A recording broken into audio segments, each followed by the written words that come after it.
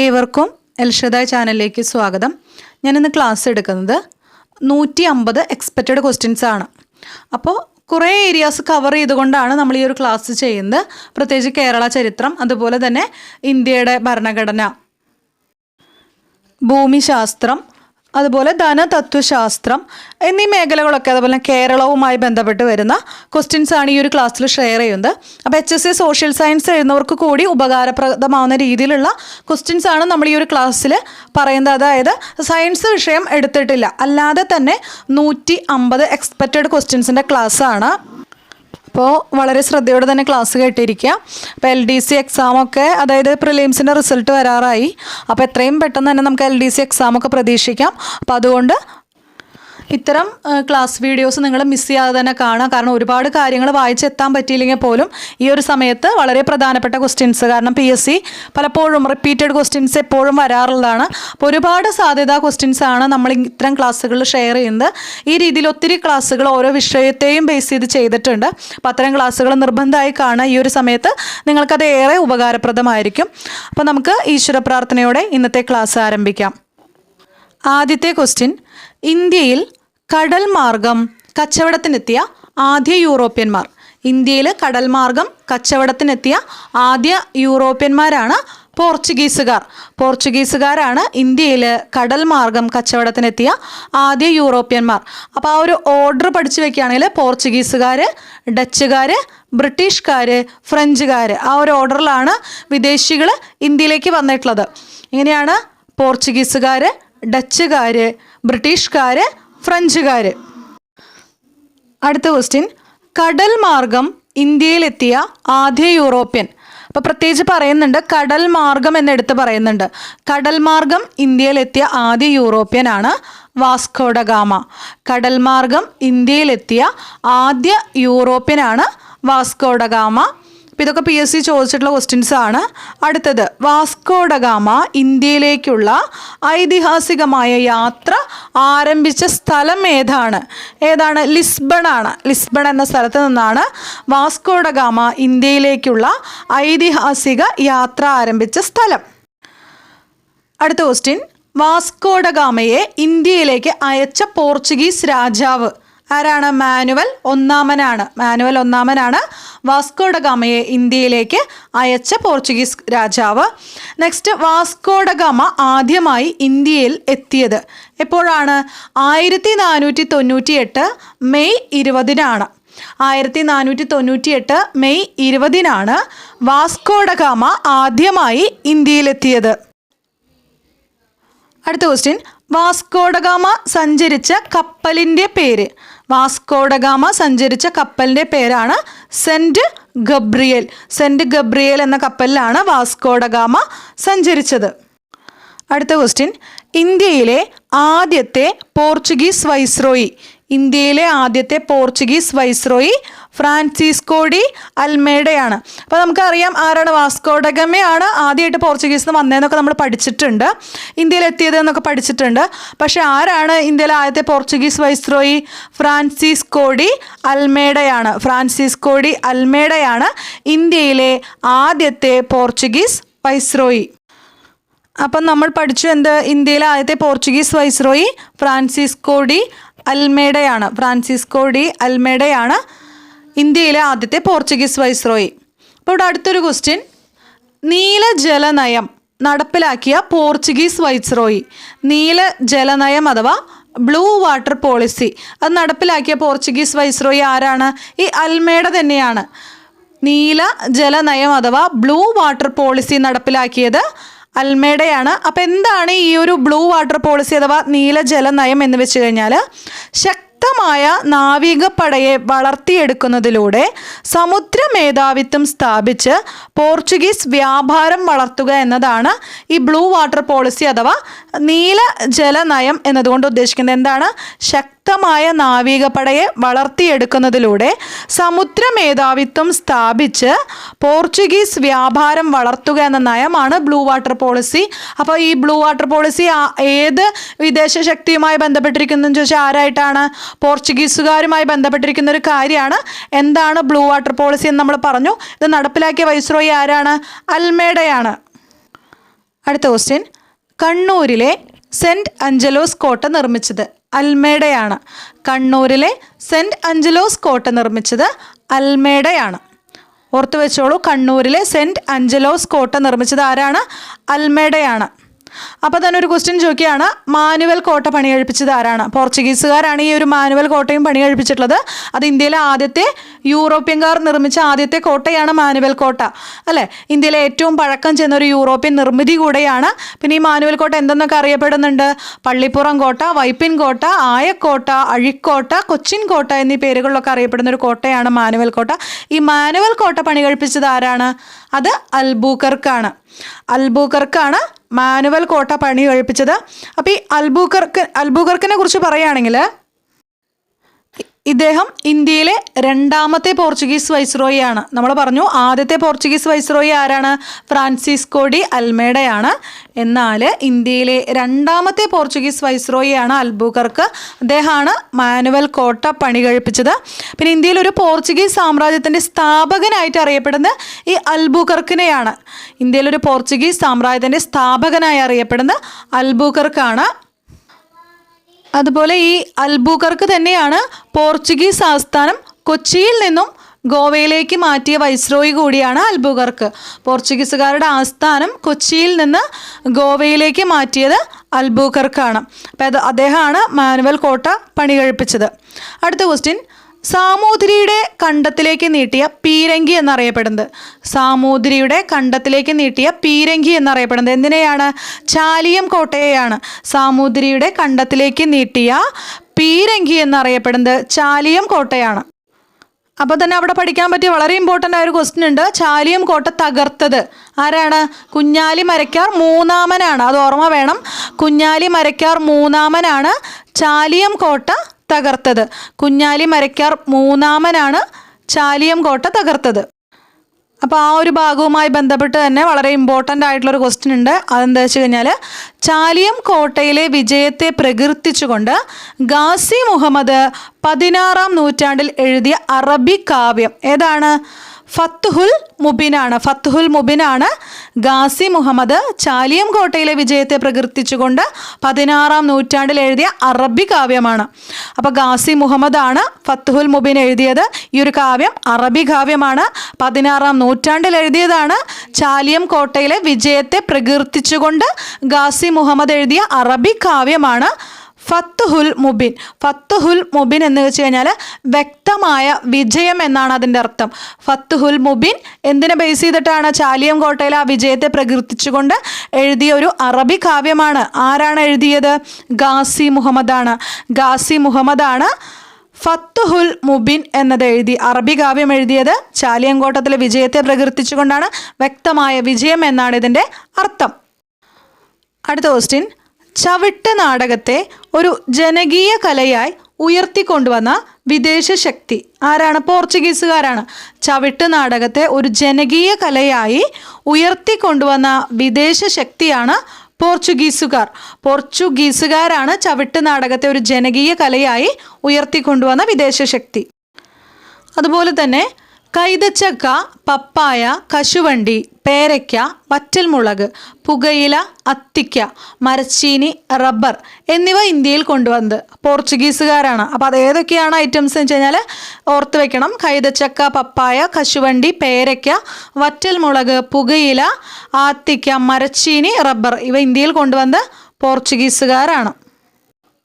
അടുത്തൊരു ക്വസ്റ്റ്യൻ, പോർച്ചുഗീസുകാരും കോഴിക്കോട് സാമൂതിരിയും തമ്മിൽ കണ്ണൂർ സന്ധി ഒപ്പുവെച്ച വർഷം 1513. ആരൊക്കെ തമ്മിലാണ്? പോർച്ചുഗീസുകാരും കോഴിക്കോട് സാമൂതിരിയും തമ്മിൽ കണ്ണൂർ സന്ധി. അപ്പോൾ കണ്ണൂർ സന്ധി എന്ന് പറഞ്ഞാൽ ആരൊക്കെ തമ്മിലാണ്? പോർച്ചുഗീസുകാരും കോഴിക്കോട് സാമൂതിരിയും തമ്മിലാണ്. അപ്പോൾ ഈ ഒരു കണ്ണൂർ സന്ധി ഒപ്പുവെച്ച വർഷമാണ് 1513. 1513 പോർച്ചുഗീസുകാരും കോഴിക്കോട് സാമൂതിരിയും തമ്മിൽ കണ്ണൂർ സന്ധി ഒപ്പുവെച്ച വർഷം. എന്നാൽ പോർച്ചുഗീസുകാരും കോഴിക്കോട് സാമൂതിരിയും തമ്മിൽ പൊന്നാനി സന്ധി ഒപ്പുവെച്ച വർഷം. പോർച്ചുഗീസുകാരും കോഴിക്കോട് സാമൂതിരിയും തമ്മിൽ പൊന്നാനി സന്ധി ഒപ്പുവെച്ച വർഷം 1540. അപ്പോൾ ഒരു കാര്യം ഓർക്കുക, കണ്ണൂർ സന്ധിയാണെങ്കിലും പൊന്നാനി സന്ധിയാണെങ്കിലും ആരൊക്കെ തമ്മിലാണ്? പോർച്ചുഗീസുകാരും കോഴിക്കോട് സാമൂതിരിയും തമ്മിലാണ്. കണ്ണൂർ സന്ധിയും പൊന്നാനി സന്ധിയും പോർച്ചുഗീസുകാരും കോഴിക്കോട് സാമൂതിരിയും തമ്മിലാണ്. അപ്പോൾ ഇതിൻ്റെ വർഷമാണ് ഓർത്ത് വെക്കേണ്ടത്. എന്താണ്? കണ്ണൂർ സന്ധിയുടെ വർഷം 1513 പൊന്നാനി സന്ധിയുടെ വർഷം എന്ന് പറയുന്നത് 1540. കണ്ണൂർ സന്ധി 1513. ആരൊക്കെ തമ്മിലാണ്? പോർച്ചുഗീസുകാരും കോഴിക്കോട് സാമൂതിരിയും. എന്നാൽ പൊന്നാനി സന്ധി കോഴിക്കോട് സാമൂതിരിയും പോർച്ചുഗീസുകാരും തമ്മിൽ തന്നെയാണ് 1540. ഡച്ചുകാരുടെ ഏറ്റവും വലിയ സംഭാവനയാണ് ഹോർത്തൂസ് മലബാറിക്സ്. ഡച്ചുകാരുടെ ഏറ്റവും വലിയ സംഭാവന എന്താണ്? ഹോർത്തൂസ് മലബാറിക്സ് ആണ് ഡച്ചുകാരുടെ ഏറ്റവും വലിയ സംഭാവന. മലയാളത്തിൽ അച്ചടിച്ച ആദ്യ വാക്ക് തെങ്ങ് ആണ്. മലയാളത്തിൽ അച്ചടിച്ച ആദ്യ വാക്ക് തെങ്ങാണ്. അപ്പോൾ ഈ ഒരു ഹോർത്തൂസ് മലബാറിക്സ് എന്ന ആ ഒരു ഇതിലാണ് ഈ ഒരു തെങ്ങ് എന്ന വാക്ക് അച്ചടിച്ചിട്ടുള്ളത്. മലയാളത്തിൽ അച്ചടിച്ച ആദ്യ വാക്കാണ് തെങ്ങ്. പിന്നെ ഹോർത്തൂസ് മലബാറിക്സ് എന്ന ഗ്രന്ഥം രചിച്ചത് അഡ്മിറൽ വാൻ റീഡ് ആണ്. ഹോർത്തൂസ് മലബാറിക്സ് എന്ന ഗ്രന്ഥം രചിച്ചത് ആരാണ്? Admiral van read. അപ്പം നമ്മൾ പറഞ്ഞ ക്വസ്റ്റ്യൻ എന്താണ്? ഹോർത്തൂസ് മലബാറിക്സ് എന്ന ഗ്രന്ഥം രചിച്ചത് അഡ്മിറൽ വാൻ റീഡ് ആണ്. അതുപോലെ തന്നെ നമ്മൾ പറഞ്ഞു മലയാളത്തിൽ അച്ചടിച്ച ആദ്യ വാക്ക് തെങ്ങ് എന്നാണ്. ഹോർത്തൂസ് മലബാറിക്സിൽ പ്രതിപാദിച്ചിരിക്കുന്ന ആദ്യ വൃക്ഷം തെങ്ങാണ്. അവസാന വൃക്ഷം ഏതാണ്? ആലാണ്. ആദ്യ വൃക്ഷം തെങ്ങും അവസാന വൃക്ഷം ആലാണ്. മലയാള ലിപി അച്ചടിച്ച ആദ്യ ഗ്രന്ഥം കൂടിയാണ് ഹോർത്തൂസ് മലബാറിക്സ്. മലയാള ഗ്രന്ഥം അച്ചടിച്ച ആദ്യ ഗ്രന്ഥമാണ് ഹോർത്തൂസ് മലബാറിക്സ്. അതുപോലെ തന്നെ ഹോർത്തൂസ് മലബാറിക്സ് മലയാളത്തിലേക്ക് വിവർത്തനം ചെയ്തത് KS മണിലാലാണ്. ഹോർത്തൂസ് മലബാറിക്സ് മലയാളത്തിലേക്ക് വിവർത്തനം ചെയ്ത് KS മണിലാലാണ്. ഹോർത്തൂസ് മലബാറിക്സിൻ്റെ മലയാളം പതിപ്പ് പ്രസിദ്ധീകരണത്തിന് നേതൃത്വം നൽകിയത് കേരള സർവകലാശാലയാണ്. ഹോർത്തൂസ് മലബാറിക്സിൻ്റെ മലയാളം പതിപ്പ് പ്രസിദ്ധീകരണത്തിന് നേതൃത്വം നൽകിയത് കേരള സർവകലാശാലയാണ്. അപ്പോൾ ഈ ഒരു ഹോർത്തൂസ് മലബാറിക്സ് മലയാളത്തിലേക്ക് വിവർത്തനം ചെയ്ത ആരാണ്? KS മണിലാലാണ്. KS മണിലാലാണ് ഇത് മലയാളത്തിലേക്ക് വിവർത്തനം ചെയ്തത്. അങ്ങനെയാണെങ്കിൽ നിങ്ങൾക്ക് സ്വാഭാവികമായിട്ടും ഇവിടെ ഒരു ക്വസ്റ്റ്യൻ ചോദിക്കാനുണ്ട്. എന്താണ്? ഹോർത്തൂസ് മലബാറിക്സ് തയ്യാറാക്കിയത് ഏത് ഭാഷയിലാണ്? നമ്മൾ പറഞ്ഞു മലയാളത്തിലേക്ക് വിവർത്തനം ചെയ്ത്. അപ്പോൾ ഇത് തയ്യാറാക്കിയ ഭാഷ ഏതാണ്? ലാറ്റിൻ ഭാഷയാണ്. ഹോർത്തൂസ് മലബാറിക്സ് തയ്യാറാക്കിയത് ലാറ്റിൻ ഭാഷയിലാണ്. ഡച്ചുകാരുടെ ഏറ്റവും വലിയൊരു സംഭാവനയാണ് ഹോർത്തൂസ് മലബാറിക്സ് എന്ന് പറയുന്നത്. ഈ ഹോർത്തൂസ് മലബാറിക്സിൽ പ്രതിപാദ്യ വിഷയം എന്താണ്? മലബാറിലെ ഔഷധ സസ്യങ്ങളെക്കുറിച്ച് പ്രതിപാദിക്കുന്ന ഡച്ചുകാർ തയ്യാറാക്കിയ ഒരു പുസ്തകമാണ് ഹോർത്തൂസ് മലബാറിക്സ്. അടുത്ത ക്വസ്റ്റ്യൻ, മാവേലിക്കര ഉടമ്പടി ഒപ്പുവെച്ച വർഷം. വെരി ഇമ്പോർട്ടൻ്റ് ആയിട്ടുള്ള ഒരു ഇയർ ആണ്. 1753 മാവേലിക്കര ഉടമ്പടി ഒപ്പുവെച്ച വർഷം 1753. അപ്പോൾ ഈ മാവേലിക്കര ഉടമ്പടി ആരൊക്കെ തമ്മിലാണ്? മാർത്താണ്ഡവർമ്മയും ഡച്ചുകാരും തമ്മിലുള്ള ഒരു ഉടമ്പടിയാണ് മാവേലിക്കര ഉടമ്പടി എന്ന് പറയുന്നത്. അപ്പോൾ ഈ ഒരു ഉടമ്പടി വഴിയാണ് തിരുവിതാംകൂറിൻ്റെ ആഭ്യന്തര കാര്യത്തിൽ ഡച്ചുകാർ ഇടപെടരുത് എന്നും തിരുവിതാംകൂർ മറ്റു രാജ്യങ്ങളുമായി യുദ്ധത്തിന് പുറപ്പെട്ടാൽ ഡച്ചുകാർ നിഷ്പക്ഷത പാലിക്കുമെന്നും വ്യവസ്ഥ ചെയ്തുകൊണ്ടുള്ള ഒരു ഉടമ്പടിയാണ് മാവേലിക്കര ഉടമ്പടി. ഇമ്പോർട്ടൻ്റ് ആണ്. ഇയർ 1753. ആരൊക്കെ തമ്മിലാണ് ഈ ഒരു മാവേലിക്കര ഉടമ്പടി? മാർത്താണ്ഡവർമ്മയും ഡച്ചുകാരും തമ്മിലാണ് മാവേലിക്കര ഉടമ്പടി. ഡച്ച് ഭരണം കേരളത്തിൽ അവസാനിക്കാൻ കാരണമായ ഒരു ഉടമ്പടി കൂടിയാണ് മാവേലിക്കര ഉടമ്പടി. അപ്പോൾ തന്നെ നമുക്കറിയാം കുളച്ചിൽ യുദ്ധത്തെക്കുറിച്ച് നമ്മൾ കേട്ടിട്ടുണ്ട്. 1741 ആരൊക്കെ തമ്മിലാണ്? ഈ ഡച്ചുകാരും മാർത്താണ്ഡവർമ്മയും തമ്മിലാണ് കുളച്ചിൽ യുദ്ധം നടന്നിട്ടുള്ളത്. അപ്പോൾ മാവേലിക്കര ഉടമ്പടി, ഡച്ച് ഭരണം കേരളത്തിൽ അവസാനിക്കാൻ കാരണമായ ഉടമ്പടിയാണ് മാവേലിക്കര ഉടമ്പടി. 1753 മാർത്താണ്ഡവർമ്മയും ഡച്ചുകാരും തമ്മിലാണ് മാവേലിക്കര ഉടമ്പടി. അപ്പോൾ അത് ഓർത്ത് വെച്ചോളൂ. ഡച്ച് ഭരണം കേരളത്തിൽ അവസാനിക്കാൻ കാരണമായ ഉടമ്പടി ഏതാണ്? മാവേലിക്കര ഉടമ്പടിയാണ്. പറങ്കികൾ എന്നറിയപ്പെട്ടിരുന്നത് ആരെയാണ്? പോർച്ചുഗീസുകാരെയാണ് പറങ്കികൾ എന്നറിയപ്പെട്ടിരുന്നത്. എന്നാൽ പരന്ത്രീസുകാർ എന്നറിയപ്പെട്ടിരുന്നത് ആരെയാണ്? ഫ്രഞ്ചുകാരെയാണ്. അപ്പോൾ തന്നെ ഡച്ചുകാരെ എന്താണ് അറിയപ്പെട്ടിരുന്നത്? ലന്തക്കാർ എന്നാണ്. ഡച്ചുകാർ അറിയപ്പെട്ടിരുന്നത് ലന്തക്കാർ എന്നാണ്. പോർച്ചുഗീസുകാർ അറിയപ്പെട്ടിരുന്നത് പറങ്കികൾ എന്നാണ്. ഫ്രഞ്ചുകാർ അറിയപ്പെട്ടത് പരന്ത്രീസുകാർ എന്നാണ്. പരന്ത്രീസുകാർ എന്നാണ് ഫ്രഞ്ചുകാർ അറിയപ്പെട്ടത്. പറങ്കികൾ, പോർച്ചുഗീസുകാർ. അപ്പോൾ പോർ എന്നുള്ളതിൽ തന്നെ പറങ്കികൾ ഉണ്ട്. പിന്നെ ലന്തക്കാർ ആരാണ്? ഡച്ചുകാരാണ്. ലന്ത എന്ന് പറഞ്ഞാൽ ഡച്ചുകാരാണ്. പിന്നെ പരന്ത്രീസുകാർ ഫ്രഞ്ചുകാർ അല്ലെ. പരന്ത്രീസുകാർ ആരാണ്? ഫ്രഞ്ചുകാരാണ്. അപ്പോൾ ഈ ഒരു വിദേശ ശക്തികൾ ഇന്ത്യ രാജ്യത്ത് ഇവർ അറിയപ്പെട്ടിരുന്നതാണ്. പ്രത്യേകിച്ച് കേരളത്തിൽ ഇവരെ അറിയപ്പെട്ടിരുന്നതാണ് എന്തെന്നൊക്കെ പറങ്കികൾ, പരന്ത്രീസുകാർ, ലന്തക്കാർ എന്നൊക്കെ. അപ്പോൾ ഇത് പലപ്പോഴും ഇപ്പോൾ അടുത്തൊന്നല്ല, മുൻകാലങ്ങളിലൊക്കെ PSC ചോദിച്ചിട്ടുള്ള ക്വസ്റ്റ്യൻ ആണ്. ഞാൻ ജസ്റ്റ് പറഞ്ഞു എന്നേ ഉള്ളൂ. എന്തായാലും ഒന്ന് നോട്ട് ചെയ്ത് വെക്കുക. അടുത്ത ക്വസ്റ്റ്യൻ, വ്യാപാരത്തിനായി ഇന്ത്യയിലെത്തിയ അവസാനത്തെ യൂറോപ്യൻ ശക്തികൾ. വ്യാപാരത്തിനായി ഇന്ത്യയിലെത്തിയ അവസാനത്തെ യൂറോപ്യൻ ശക്തിയാണ് ഫ്രഞ്ചുകാർ. വ്യാപാരത്തിനായി ഇന്ത്യയിലെത്തിയ അവസാനത്തെ യൂറോപ്യൻ ശക്തികളാണ് ഫ്രഞ്ചുകാർ. അപ്പോൾ ഇന്ത്യയിലെ പ്രധാന ഫ്രഞ്ച് താവളങ്ങൾ ഏതൊക്കെയാണ്? മാഹി, കാരയ്ക്കൽ, യാനം, ചന്ദ്രനഗർ, പോണ്ടിച്ചേരി. അപ്പോൾ എന്താ പറഞ്ഞത്? മാഹി, കാരയ്ക്കൽ, യാനം, ചന്ദ്രനഗർ, പോണ്ടിച്ചേരി എന്നിവയാണ് ഇന്ത്യയിലെ പ്രധാന ഫ്രഞ്ച് താവളങ്ങൾ. അപ്പോൾ അടുത്ത ക്വസ്റ്റ്യൻ, കേരളത്തിൽ തന്നെ കൊച്ചിയിൽ ആദ്യമായി വന്ന ഇംഗ്ലീഷുകാരൻ ആരാണ്? മാസ്റ്റർ റാൽഫ് ഫിച്ച് ആണ്. അപ്പോൾ മാർഗദർശിയായ ഇംഗ്ലീഷുകാരൻ എന്നൊക്കെ അറിയപ്പെടുന്നത് ആരെയാണ്? മാസ്റ്റർ റാൽഫ് ഫിച്ചിനെയാണ്. എന്താ ചോദ്യം? കേരളത്തിൽ കൊച്ചിയിലാണ് ആദ്യമായി വന്ന ഇംഗ്ലീഷുകാരനാണ് master Ralph Fitch. Master Ralph Fitch ആണ് കേരളത്തിൽ ആദ്യമായി, അതായത് കേരളത്തിൽ തന്നെ കൊച്ചിയിൽ ആദ്യമായി വന്ന ഇംഗ്ലീഷുകാരനാണ് മാസ്റ്റർ റാൽഫ് ഫിച്ച്. അടുത്ത ക്വസ്റ്റ്യൻ, കേരളത്തിൻ്റെ ചരിത്രരേഖകളിൽ ഷീമ എന്നറിയപ്പെട്ടിരുന്ന പ്രദേശം ഇംഗ്ലണ്ടാണ്.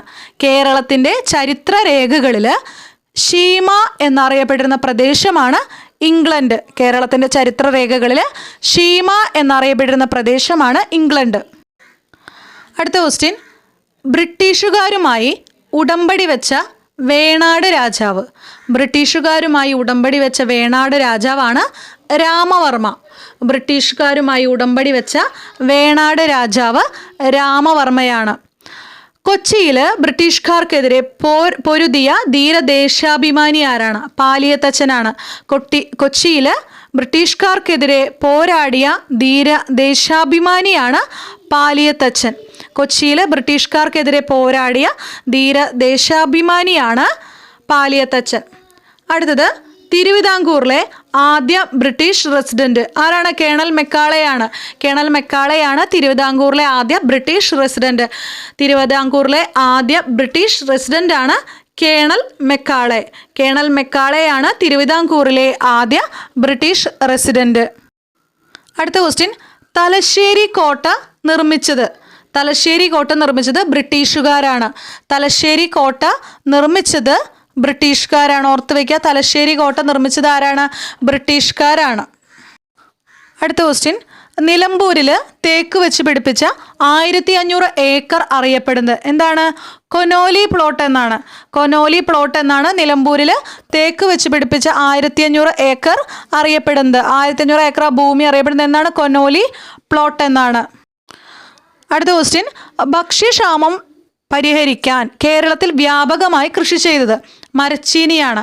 ഭക്ഷ്യക്ഷാമം പരിഹരിക്കാൻ കേരളത്തിൽ വ്യാപകമായി കൃഷി ചെയ്ത് മരച്ചീനിയാണ്. അടുത്ത ക്വസ്റ്റ്യൻ, ആലപ്പുഴയിൽ കയർ ഫാക്ടറി സ്ഥാപിച്ചത് ജെയിംസ് ഡാറയാണ്. അതിൻ്റെ വർഷം കൂടെ പഠിച്ചു വയ്ക്കുക, ഇമ്പോർട്ടൻ്റ് ആണ്. 1859 ആലപ്പുഴയിൽ കയർ ഫാക്ടറി സ്ഥാപിച്ചത് ജെയിംസ് ഡാറയാണ്. 1859 ആലപ്പുഴയിൽ കയർ ഫാക്ടറി സ്ഥാപിച്ചത് ജെയിംസ് ഡാറയാണ്. 1859. അടുത്ത ക്വസ്റ്റ്യൻ, മലയാളത്തിൽ അച്ചടിച്ച ആദ്യത്തെ സമ്പൂർണ്ണ ഗ്രന്ഥം. മലയാളത്തിൽ അച്ചടിച്ച ആദ്യത്തെ സമ്പൂർണ്ണ ഗ്രന്ഥമാണ് സംക്ഷേപ വേദാർത്ഥം. മലയാളത്തിൽ അച്ചടിച്ച ആദ്യത്തെ സമ്പൂർണ്ണ ഗ്രന്ഥം ഏതാണ്? സംക്ഷേപ വേദാർത്ഥമാണ് മലയാളത്തിൽ അച്ചടിച്ച ആദ്യത്തെ സമ്പൂർണ്ണ ഗ്രന്ഥം. അടുത്ത ക്വസ്റ്റ്യൻ, മലയാളത്തിലെ ആദ്യത്തെ വ്യാകരണ ഗ്രന്ഥം തയ്യാറാക്കിയത്. മലയാളത്തിലെ ആദ്യത്തെ വ്യാകരണ ഗ്രന്ഥം തയ്യാറാക്കിയത് ആഞ്ചലോസ് ഫ്രാൻസിസ് ആണ്.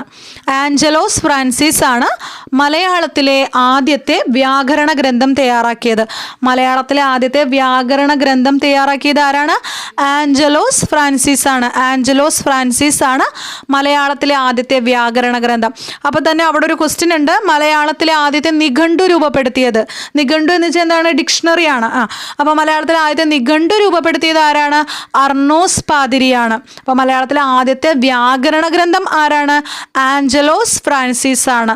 മലയാളത്തിലെ ആദ്യത്തെ വ്യാകരണ ഗ്രന്ഥം ആഞ്ചലോസ് ഫ്രാൻസിസും അതുപോലെ മലയാളത്തിലെ ആദ്യത്തെ നിഘണ്ടു അതാരാണ്? അർണോസ് പാതിരിയാണ്. അർണോസ് പാതിരിയാണ് മലയാളത്തിലെ ആദ്യത്തെ നിഘണ്ടു തയ്യാറാക്കിയത്.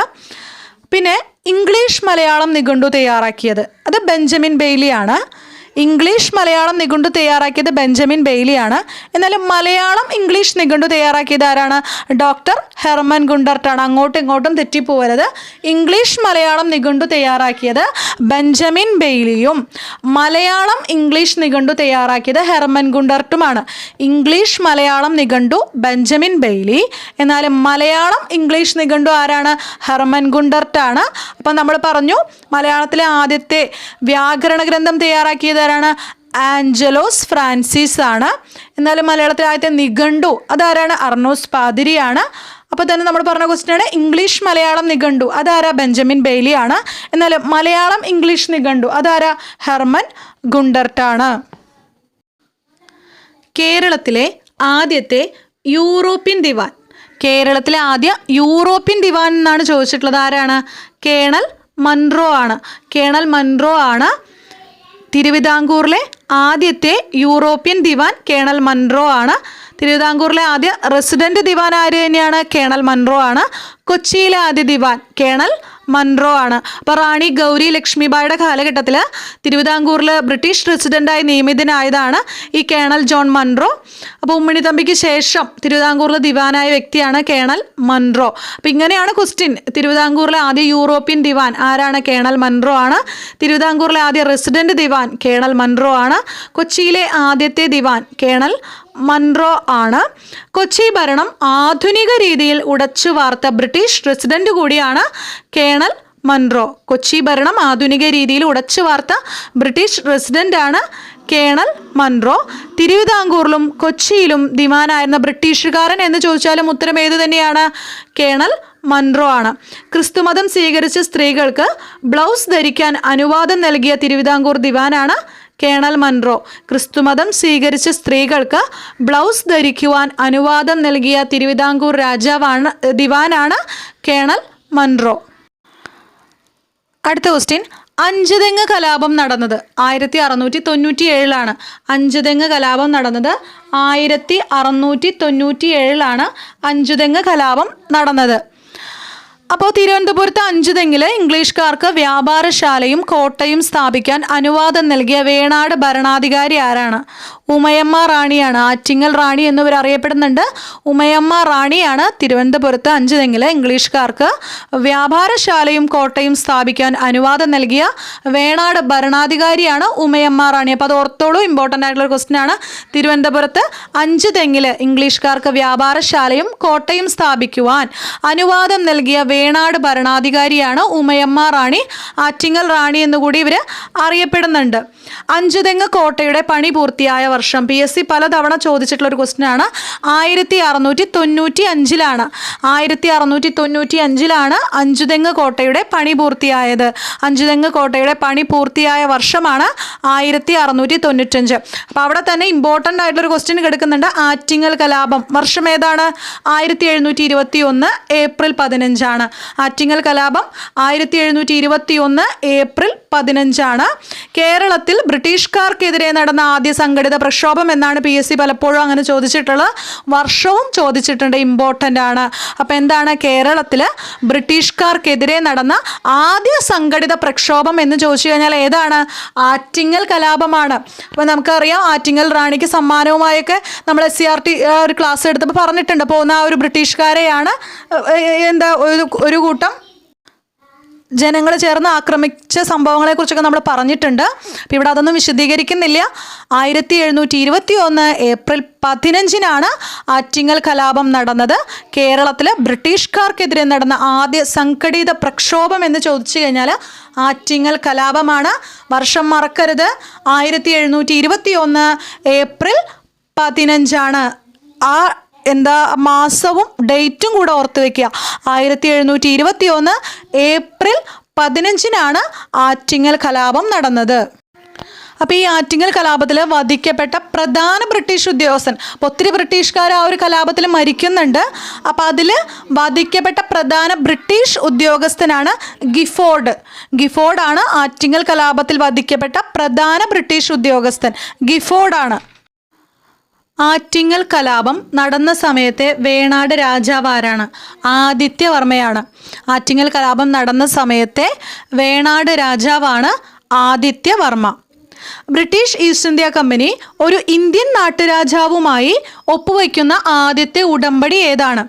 British East India company Indian നാട്ടുരാജാവുമായി ഒപ്പുവയ്ക്കുന്ന ആദ്യത്തെ ഉടമ്പടിയാണ് വേണാട് ഉടമ്പടി. അതിൻ്റെ വർഷം എന്ന് പറയുന്നത് 1723. ആരൊക്കെ തമ്മിൽ അത് ഒപ്പുവെച്ചത്?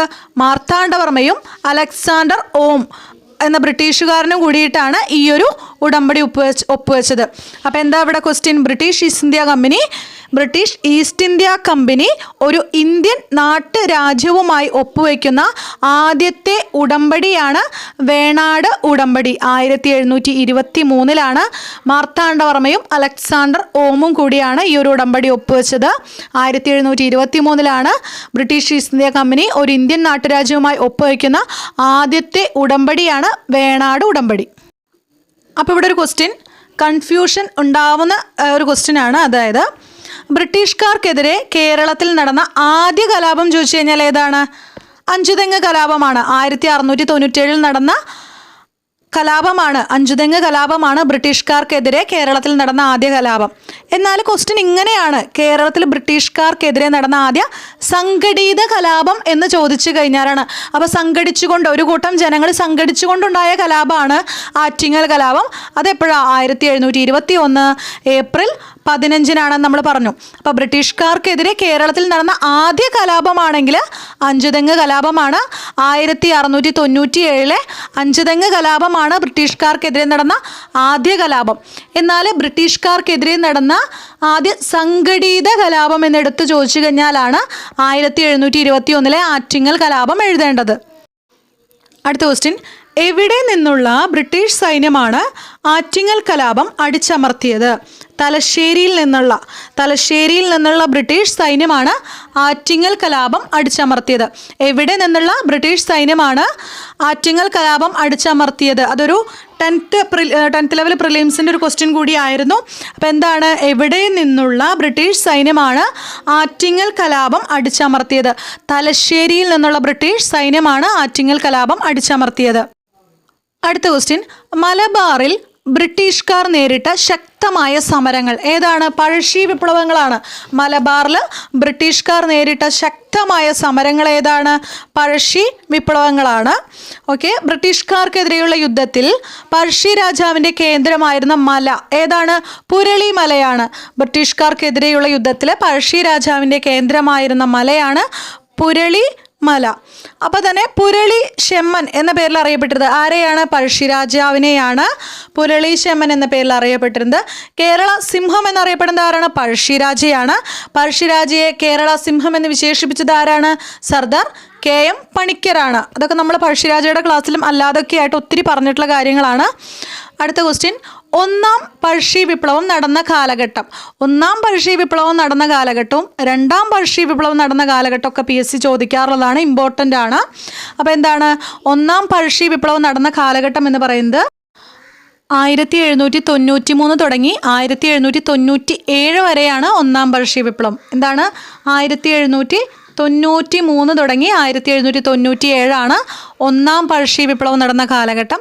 എന്നാൽ രണ്ടാം പഴശ്ശി വിപ്ലവ കാലഘട്ടം നടന്നത് 1800 തുടങ്ങി 1805.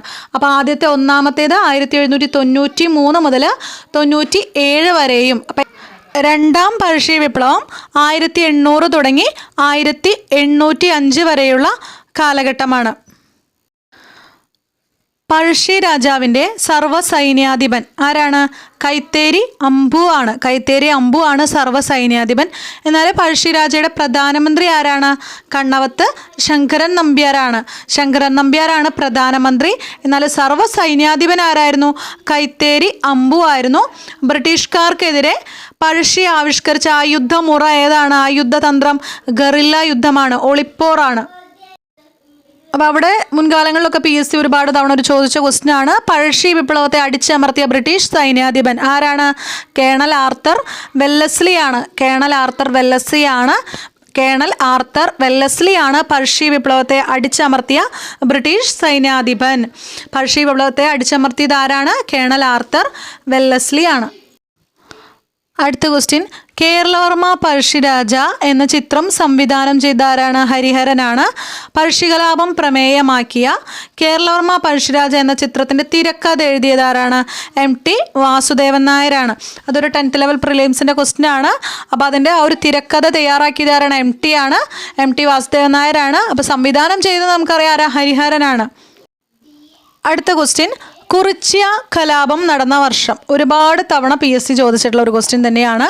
കുറിച്യ കലാപം നടന്ന വർഷം 1812 ആണ്. കുറിച്യ കലാപം നടന്ന വർഷം 1812 ആണ്. ഈ ഒരു കുറിച്യ കലാപത്തിന് നേതൃത്വം നൽകിയത് ആരാണ്? രാമനമ്പിയാണ് കുറിച്യ കലാപത്തിന് നേതൃത്വം നൽകിയത്. പഴശ്ശി സ്മാരകം സ്ഥിതി ചെയ്യുന്നത് എവിടെയാണ്? മാനന്തവാടിയിലാണ്. പഴശ്ശി സ്മാരകം മാനന്തവാടിയാണ്. പഴശ്ശി ഡാം എവിടെയാണ്? കണ്ണൂരാണ്. പഴശ്ശി സ്മാരകം മാനന്തവാടിയാണ്. പഴശ്ശി ഡാം കണ്ണൂരാണ്. എന്നാൽ പഴശ്ശി മ്യൂസിയം സ്ഥിതി ചെയ്യുന്നത് എവിടെയാണ്? കോഴിക്കോടാണ്. പഴശ്ശി മ്യൂസിയം സ്ഥിതി ചെയ്യുന്നത് കോഴിക്കോടാണ്. പഴശ്ശി സ്മാരകം മാനന്തവാടിയാണ്. പഴശ്ശിയുടെ സ്മാരകം എവിടെയാണ്? മാനന്തവാടിയാണ്. പഴശ്ശി ഡാം എവിടെയാണ്? കണ്ണൂരാണ്. പഴശ്ശി ഡാം കണ്ണൂരാണ്. പഴശ്ശി മ്യൂസിയം സ്ഥിതി ചെയ്യുന്നത് എവിടെയാണ്?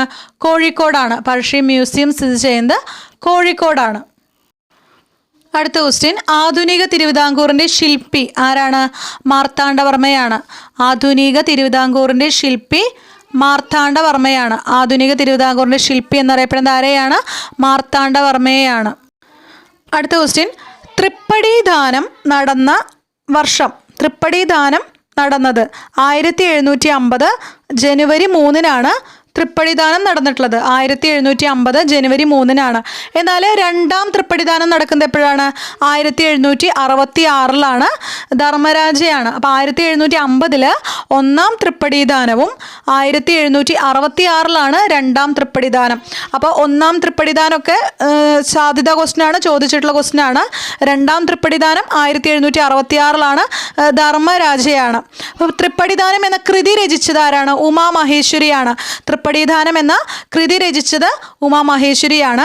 തൃപ്പടിദാനം നടത്തിയ മഹാരാജാവ് ആരാണ്? അനിഴം തിരുനാൾ മാർത്താണ്ഡവർമ്മയാണ്. അപ്പോൾ ഒന്നാം തൃപ്പടിദാനം നടത്തിയ മഹാരാജാവാണ് അനിഴം തിരുനാൾ മാർത്താണ്ഡവർമ്മ. അപ്പോൾ ഞാൻ ഈ ഒരു ക്ലാസ്സിൽ കേരള ചരിത്രവുമായി റിലേറ്റ് ചെയ്ത് ഇത്രയും ക്വസ്റ്റ്യൻസ് പറയുന്നുള്ളൂ. നെക്സ്റ്റ് ക്ലാസ്സുകളിൽ ഞാൻ ഒത്തിരി കാര്യങ്ങൾ ഓരോ ഭാഗത്തും എക്സ്പെക്റ്റഡ് ക്വസ്റ്റ്യൻസ് പറയാം. അപ്പോൾ നമ്മൾ കേരള ചരിത്രവുമായി ബന്ധപ്പെട്ട ഒരു റിവിഷൻ പോലെ 4 ക്ലാസ്സുകൾ ചെയ്തിട്ടുണ്ട്. അപ്പോൾ ഈ ഒരു 4 ക്ലാസ്സുകൾ കൊണ്ട് തന്നെ കേരള ചരിത്രം കംപ്ലീറ്റ് ആവുന്ന രീതിയിലാണ് നമ്മൾ ക്ലാസ്സുകൾ ചിട്ടപ്പെടുത്തിയിട്ടുള്ളത്. നിങ്ങൾ പ്ലേലിസ്റ്റിൽ ചെന്ന് ചെക്ക് ചെയ്ത് കഴിഞ്ഞാൽ ആ ഒരു ക്ലാസ്സുകൾ നിങ്ങൾക്ക് കാണാനായിട്ട് സാധിക്കും. അപ്പോൾ പെട്ടെന്ന് തന്നെ ഈ ഒരു പരീക്ഷ എടുത്തിരിക്കുന്ന സമയത്ത് നമുക്കൊരു 4 മണിക്കൂർ കൊണ്ട് തന്നെ ആ ഒരു ക്ലാസ് ഏകദേശം ഒക്കെ ഒരു 4 മണിക്കൂർ തന്നെ ഇല്ല, അത്രയും മണിക്കൂർ കൊണ്ട് ആ ഒരു ക്ലാസ് ഫുള്ളായിട്ട് നമുക്ക് കംപ്ലീറ്റ് ചെയ്യാനായിട്ട് പറ്റും. അപ്പോൾ നിങ്ങൾ ഓരോ ദിവസം എടുത്ത് കേൾക്കുകയാണെങ്കിൽ 4 ദിവസം കൊണ്ട് തന്നെ കേരള ചരിത്രം കംപ്ലീറ്റ് ആക്കാൻ പറ്റും. അപ്പോൾ അങ്ങനെയാണ് ആ ഒരു ക്ലാസ് അറേഞ്ച് ചെയ്തിട്ടുള്ളത്. അത്യാവശ്യം ഒരു റിവിഷൻ ആവശ്യമാണെങ്കിൽ നിങ്ങൾക്ക് ആ ഒരു ക്ലാസ് കാണാം. ഞാൻ അതിൻ്റെ ലിങ്ക് ഈ ഒരു വീഡിയോ ക്ലാസ്സിൻ്റെ തന്നെ ഡിസ്ക്രിപ്ഷൻ ബോക്സിൽ ചേർക്കാം. ഇനി നമുക്ക് വേറെ സെക്ഷൻസിൽ നിന്നുള്ള കുറച്ച് ക്വസ്റ്റ്യൻസ് ആണ് ഞാൻ പറയാൻ പോകുന്നത്. അപ്പോൾ ഇനി ഞാൻ ഒരു ഇന്ത്യ ചരിത്രവുമായി ബന്ധപ്പെട്ട ചില ക്വസ്റ്റ്യൻസ് ആണ് പറയുന്നത്. അപ്പോൾ ആദ്യം തന്നെ പറയുന്നത് കർണാട്ടിക് യുദ്ധമാണ്. നമുക്കറിയാം കർണാട്ടിക് യുദ്ധം എന്ന് പറഞ്ഞാൽ ഇന്ത്യയിലെ ആധിപത്യത്തിന് വേണ്ടിയിട്ട് ബ്രിട്ടീഷുകാരും ഫ്രഞ്ചുകാരും തമ്മിൽ ഇന്ത്യയിൽ തന്നെ നടത്തിയ യുദ്ധങ്ങളാണ് എന്തെന്ന് പറയുന്നത്? കർണാട്ടിക് യുദ്ധങ്ങളെന്ന്. അപ്പോൾ ഈ കർണാട്ടിക് യുദ്ധങ്ങൾ കൂടാതെ മൈസൂർ യുദ്ധം, അതിനെക്കുറിച്ച് ഞാൻ സെപ്പറേറ്റ് ക്ലാസ് ഇട്ടിട്ടുണ്ട്. ഡീറ്റെയിൽ ആയിട്ടുള്ളൊരു ക്ലാസ്സാണ്. പെട്ടെന്ന് തന്നെ നിങ്ങൾക്ക് പഠിച്ചെടുക്കാനായിട്ട് സാധിക്കും അതിൻ്റെ വർഷങ്ങളൊക്കെ. അപ്പോൾ ആ ഒരു ക്ലാസ് കാണാൻ നല്ലതായിരിക്കും. നിങ്ങൾ പ്ലേലിസ്റ്റിൽ ഇന്ത്യൻ ഹിസ്റ്ററി എന്ന ഭാഗത്തിൽ ആ ഒരു ക്ലാസ് കാണാനായിട്ട് സാധിക്കും. അപ്പോൾ നമ്മളിപ്പോൾ പറഞ്ഞത് എന്താണ്? ഇന്ത്യയിലെ ആധിപത്യത്തിന് വേണ്ടി ബ്രിട്ടീഷുകാരും ഫ്രഞ്ചുകാരും തമ്മിൽ ഇന്ത്യയിൽ നടത്തിയ യുദ്ധമാണ് കർണാട്ടിക് യുദ്ധങ്ങൾ. അപ്പോൾ എന്താണ് നമുക്കറിയാം, ഒന്നാം കർണാട്ടിക് യുദ്ധം, രണ്ടാം അങ്ങനെ യുദ്ധങ്ങളുണ്ട്. അപ്പോൾ അതിൻ്റെയൊക്കെ വർഷം പഠിക്കണം, ഉടമ്പടി പഠിക്കണം, അതൊക്കെ ഇമ്പോർട്ടൻ്റ് ആണ്. അപ്പോൾ ഞാനിവിടെ എല്ലാം ഒന്നും വിശദീകരിക്കില്ല, നമ്മൾ ഇമ്പോർട്ടൻറ്റ് ക്വസ്റ്റ്യൻസ് മാത്രമാണ് പറഞ്ഞു പോകുന്നത്. എയ്ക്സ്ല ഷാപ്പേൽ ഉടമ്പടി എന്തുമായി ബന്ധപ്പെട്ടിരിക്കുന്നു? എയ്ക്സ്ല ഷാപ്പേൽ ഉടമ്പടി എന്തുമായി ബന്ധപ്പെട്ടിരിക്കുന്നു? ഒന്നാം കർണാട്ടിക് യുദ്ധവുമായി ബന്ധപ്പെട്ടതാണ് എയ്ക്സ്ലാ-ഷാപ്പേൽ ഉടമ്പടി. എയ്ക്സ്ലാ-ഷാപ്പേൽ ഉടമ്പടി എന്തുമായി ബന്ധപ്പെട്ടിരിക്കുന്നു? ഒന്നാം കർണാട്ടിക് യുദ്ധവുമായി ബന്ധപ്പെട്ടിരിക്കുന്നതാണ് എയ്ക്സ്ലാ-ഷാപ്പേൽ ഉടമ്പടി. അടുത്ത ക്വസ്റ്റ്യൻ, മൂന്നാം കർണാട്ടിക് യുദ്ധത്തിന് കാരണം. മൂന്നാം കർണാട്ടിക് യുദ്ധത്തിന് കാരണം യൂറോപ്പിലെ സപ്തവത്സര യുദ്ധമാണ്. മൂന്നാം കർണാട്ടിക് യുദ്ധത്തിന് കാരണം എന്താണ്? യൂറോപ്പിലെ സപ്തവത്സര യുദ്ധമാണ് മൂന്നാം കർണാട്ടിക് യുദ്ധത്തിന് കാരണം. ഈ സപ്തവത്സര യുദ്ധം എന്ന് പറയുന്നത് 1756 ആ കാലഘട്ടങ്ങളിൽ നടന്ന യുദ്ധമാണ്. അപ്പോൾ മൂന്നാം കർണാട്ടിക് യുദ്ധത്തിന് കാരണം യൂറോപ്പിലെ സപ്തവത്സര യുദ്ധമാണ്. അപ്പോൾ ഈ സപ്തവത്സര യുദ്ധങ്ങൾ നടക്കുന്ന ആരൊക്കെ തമ്മിലാണ്? ബ്രിട്ടനും ഫ്രാൻസും തമ്മിലാണ് സപ്തവത്സര യുദ്ധം നടന്നത്. ബ്രിട്ടനും ഫ്രാൻസും തമ്മിലാണ് സപ്തവത്സര യുദ്ധം നടന്നത്. അടുത്ത ക്വസ്റ്റ്യൻ, മൂന്നാം കർണാട്ടിക് യുദ്ധത്തിലെ പ്രധാന പോരാട്ടം എന്ന് പറയുന്നത് വാണ്ടിവാഷ് യുദ്ധമാണ്. മൂന്നാം കർണാട്ടിക് യുദ്ധത്തിലെ പ്രധാന പോരാട്ടം വാണ്ടിവാഷ് യുദ്ധമാണ്. ഇന്ത്യയിൽ ഫ്രഞ്ച് പതനത്തിന് കാരണമായ യുദ്ധമാണ് വാണ്ടിവാഷ് യുദ്ധം. വാണ്ടിവാഷ് യുദ്ധം നടന്നത് 1760-ലാണ്. ഈ വാണ്ടിവാഷ് സ്ഥിതി ചെയ്യുന്ന ഇന്ത്യൻ സംസ്ഥാനം തമിഴ്നാടാണ്. അപ്പോൾ എന്താ പറഞ്ഞത്? മൂന്നാം കർണാട്ടിക് യുദ്ധത്തിലെ പ്രധാന പോരാട്ടം എന്ന് പറഞ്ഞാൽ അത് വാണ്ടിവാഷ് യുദ്ധമാണ്. ഇന്ത്യയിലെ ഫ്രഞ്ച് പതനത്തിന് കാരണമായ യുദ്ധമാണ് വാണ്ടിവാഷ് യുദ്ധം. വാണ്ടിവാഷ് യുദ്ധം നടക്കുന്നത് എപ്പോഴാണ്? 1760-ലാണ്. വാണ്ടിവാഷ് സ്ഥിതി ചെയ്യുന്ന ഇന്ത്യൻ സംസ്ഥാനമാണ് തമിഴ്നാട്. അപ്പോൾ നമ്മൾ ഈ ഒരു കർണാട്ടിക് യുദ്ധത്തെക്കുറിച്ച് പഠിക്കുമ്പോൾ പ്രത്യേകിച്ച് ആ ഉടമ്പടികൾ പഠിക്കണം. ഒന്നാം കർണാട്ടിക് യുദ്ധം അവസാനിക്കാൻ കാരണമായ ഉടമ്പടി ഏതാണ്? ആക്സ്ലാ-ചാപ്ലെ ഉടമ്പടിയാണ്. ആക്സ്ലാ-ചാപ്ലെ ഉടമ്പടിയാണ് ഒന്നാം കർണാട്ടിക് യുദ്ധം അവസാനിക്കാൻ കാരണമായ ഉടമ്പടി. എന്നാൽ രണ്ടാം കർണാട്ടിക് യുദ്ധം അവസാനിക്കാൻ കാരണമായ ഉടമ്പടിയാണ് പോണ്ടിച്ചേരി സന്ധി. രണ്ടാം കർണാട്ടിക് യുദ്ധം അവസാനിക്കാൻ കാരണമായ ഉടമ്പടി ഏതാണ്? പോണ്ടിച്ചേരി സന്ധിയാണ്. എന്നാൽ മൂന്നാം കർണാട്ടിക് യുദ്ധം അവസാനിക്കാൻ കാരണമായ ഉടമ്പടിയാണ് പാരീസ് ഉടമ്പടി. അപ്പോൾ ഒന്നാമത്തേത് ആക്സ്ലാ-ചാപ്ലെ ഉടമ്പടിയാണ്, രണ്ടാമത്തേത് പോണ്ടിച്ചേരി സന്ധിയാണ്, മൂന്നാമത്തേത് പാരീസ് ഉടമ്പടിയാണ്. അപ്പോൾ ഒന്നാം കർണാട്ടിക് യുദ്ധങ്ങളുടെ ആ ഉടമ്പടികളെ ഓർത്ത് വയ്ക്കുക. ആക്സ്ലേ-ചാപ്ലെ ഉടമ്പടിയാണ് ഒന്നാമത്തേത് അവസാനിക്കാൻ കാരണമായത്. രണ്ടാം കർണാട്ടിക് യുദ്ധം അവസാനിക്കാൻ കാരണമായ ഉടമ്പടിയാണ് പോണ്ടിച്ചേരി സന്ധി. മൂന്നാം കർണാട്ടിക് യുദ്ധം അവസാനിക്കാൻ കാരണമായ ഉടമ്പടിയാണ് പാരീസ് ഉടമ്പടി. അപ്പോൾ ഇതിൻ്റെയൊക്കെ വർഷങ്ങളൊക്കെ പഠിക്കേണ്ടതുണ്ട്. ഞാൻ അതൊന്നും ഇപ്പോൾ ഈ ഒരു ക്ലാസ്സിൽ പറയുന്നില്ല. കാരണം നമ്മൾ സെപ്പറേറ്റ് എടുത്ത് പഠിച്ചാലാണ് ആ വർഷങ്ങളും കാര്യങ്ങളൊക്കെ ഓർമ്മയിൽ നിൽക്കുള്ളൂ. ഈ ഒരു ക്ലാസ്സിൽ ഞാൻ പറഞ്ഞു കഴിഞ്ഞാൽ നിങ്ങൾക്ക് അത് ഓർമ്മ നിൽക്കാൻ സാധ്യതയില്ല. അപ്പോൾ ഉടമ്പടി ഏതൊക്കെയാണെന്ന് ഓർത്ത് വയ്ക്കുക. ഒന്നാം കർണാട്ടിക് യുദ്ധം ആക്സ്ലാ-ചാപ്ലെ, രണ്ടാം കർണാട്ടിക് യുദ്ധം പോണ്ടിച്ചേരി സന്ധി, മൂന്നാം കർണാട്ടിക് യുദ്ധം പാരീസ് ഉടമ്പടി. അടുത്ത ക്വസ്റ്റ്യൻ, നമുക്കറിയാം എന്താണ് ബ്രിട്ടീഷുകാർ ഇന്ത്യയിൽ രാഷ്ട്രീയ അധികാരത്തിന് അടിത്തറയിട്ട സ്ഥലം ഏതാണ്? ബംഗാളാണ്. അപ്പോൾ ബ്രിട്ടീഷുകാർ ഇന്ത്യയിൽ ആധിപത്യം സ്ഥാപിക്കാൻ കാരണമായ യുദ്ധം ഏതാണ്? പ്ലാസി യുദ്ധമാണ്. പ്ലാസി യുദ്ധത്തിൻ്റെ വർഷം അറിയാത്തവരുണ്ടാവില്ല. 1757-ലാണ് പ്ലാസി യുദ്ധം നടക്കുന്നത്. അപ്പോൾ ബ്രിട്ടീഷുകാർ ഇന്ത്യയിൽ ആധിപത്യം സ്ഥാപിക്കാൻ കാരണമായ ഒരു യുദ്ധമാണ് പ്ലാസി യുദ്ധം എന്ന് പറയുന്നത്. പ്ലാസി യുദ്ധത്തിന് കാരണമായ സംഭവം എന്താണ്? ഇരിട്ടറ ദുരന്തമാണ്. ഇരിട്ടറ ദുരന്തമാണ് പ്ലാസി യുദ്ധത്തിന് കാരണമായത്. അപ്പോൾ ഇരിട്ടറ ദുരന്തം എന്ന് പറഞ്ഞു കഴിഞ്ഞാൽ 1756 ബംഗാളിലെ നവാബായ സിറാജുദ്ദൗള കൽക്കട്ട പിടിച്ചെടുത്തതിന് ശേഷം ഇദ്ദേഹം എന്ത് ചെയ്തു എന്ന് വെച്ചാൽ 146 വരുന്ന ബ്രിട്ടീഷ് പട്ടാളക്കാരെ ഇരുട്ടുമുറിയിൽ അടച്ച് ശ്വാസം മുട്ടിച്ച് കൊല്ലുകയാണ് ഉണ്ടായത്. ഇത് ചരിത്രത്തിലെ ഇരിട്ടറ ദുരന്തം അല്ലെങ്കിൽ ബ്ലാക്ക് ഹോൾ ട്രാജഡി എന്ന പേരിൽ അറിയപ്പെടുന്നു. അപ്പോൾ ഏകദേശം മരിച്ചത് 123 പേരൊക്കെയാണെന്നാണ് കണക്ക്. അപ്പോൾ നമുക്കറിയാം പ്ലാസി യുദ്ധം നടന്ന വർഷം 1757-ആണ്. പ്ലാസി യുദ്ധത്തിന് കാരണമായ സംഭവം എന്താണ്? ഇരിട്ടറ ദുരന്തമാണ്. അപ്പോൾ തന്നെ ബ്രിട്ടീഷുകാർ ഇന്ത്യയിലെ രാഷ്ട്രീയ അധികാരത്തിന് അടിത്തറയിട്ട സ്ഥലം ഏതാണ്? ബംഗാളാണ്. അപ്പോൾ ഈ പ്ലാസി സ്ഥിതി ചെയ്യുന്ന സ്ഥലം ഏതാണ്? പശ്ചിമ ബംഗാളാണ്. പ്ലാസി സ്ഥിതി ചെയ്യുന്ന സ്ഥലം പശ്ചിമ ബംഗാളാണ്. ബക്സർ സ്ഥിതി ചെയ്യുന്ന സംസ്ഥാനം ഏതാണ്? ബീഹാറാണ്. ബക്സർ സ്ഥിതി ചെയ്യുന്നത് ബീഹാറാണ്. അപ്പോൾ ബക്സർ യുദ്ധം നടന്ന വർഷം ഏതാ? 1764-ആണ്. ബക്സർ യുദ്ധം നടന്നത് 1764-ആണ്. അപ്പോൾ ഈ ഒരു യുദ്ധത്തിൻ്റെ പ്രത്യേകത എന്താണ്? ബ്രിട്ടീഷുകാർക്ക് ഇന്ത്യയിൽ അവരുടെ ആധിപത്യം അരക്കിട്ടുറപ്പിക്കാൻ സഹായിച്ച യുദ്ധം എന്ന് ചോദിച്ചു കഴിഞ്ഞാൽ ബക്സറാണ്. അരക്കിട്ടുറപ്പിക്കാൻ എന്താണ്? ബ്രിട്ടീഷുകാർക്ക് ഇന്ത്യയിൽ അവരുടെ ആധിപത്യം അരക്കിട്ടുറപ്പിക്കാൻ സഹായിച്ച യുദ്ധമാണ് 1764-ലെ ബക്സർ യുദ്ധം. ഈ പ്ലാസി യുദ്ധം, അതുപോലെ തന്നെ ബക്സർ യുദ്ധം, കർണാട്ടിക് യുദ്ധങ്ങൾ, അതുപോലെ മൈസൂർ യുദ്ധങ്ങൾ, അങ്ങനെയൊക്കെയുള്ള കാര്യങ്ങളുടെ വർഷങ്ങൾ പഠിച്ചു വയ്ക്കുക. ഒരുപാട് വർഷങ്ങളുണ്ട്, ഒരുപാട് കാര്യങ്ങളൊന്നും നമുക്ക് ഓർമ്മയിൽ നിൽക്കില്ല. അപ്പോൾ പ്രധാനപ്പെട്ട ഇമ്പോർട്ടൻ്റ് ആയിട്ടുള്ള ഇയറുകൾ നിങ്ങൾ കുറിച്ച് വെച്ച് പഠിക്കാനായിട്ട് ശ്രമിക്കുക. അടുത്ത ക്വസ്റ്റ്യൻ, മൈസൂർ കടുവ എന്നറിയപ്പെടുന്ന ആരെയാണ്? ടിപ്പു സുൽത്താനെയാണ്. ഷേർ ഇ മൈസൂർ എന്നറിയപ്പെടുന്ന ഭരണാധികാരി, അതായത് മൈസൂർ കടുവ എന്നറിയപ്പെടുന്നത് ടിപ്പു സുൽത്താനാണ്. ടിപ്പുവിൻ്റെ തലസ്ഥാനം ഏതാണ്? ശ്രീരംഗപട്ടണമാണ്. ടിപ്പുവിൻ്റെ തലസ്ഥാനം ശ്രീരംഗപട്ടണമാണ്. ശ്രീരംഗപട്ടണത്തിൽ ഫ്രഞ്ച് പതാക നാട്ടാൻ അനുവാദം നൽകിയ സുൽത്താനാണ് ടിപ്പു സുൽത്താൻ. സിറ്റിസൺ ടിപ്പു എന്ന് സ്വയം വിശേഷിപ്പിച്ചത് ആരാണ്? ടിപ്പു സുൽത്താനാണ്.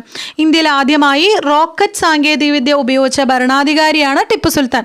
ഇന്ത്യയിൽ ആദ്യമായി റോക്കറ്റ് സാങ്കേതിക വിദ്യ ഉപയോഗിച്ച ഭരണാധികാരിയാണ് Tipu Sultan.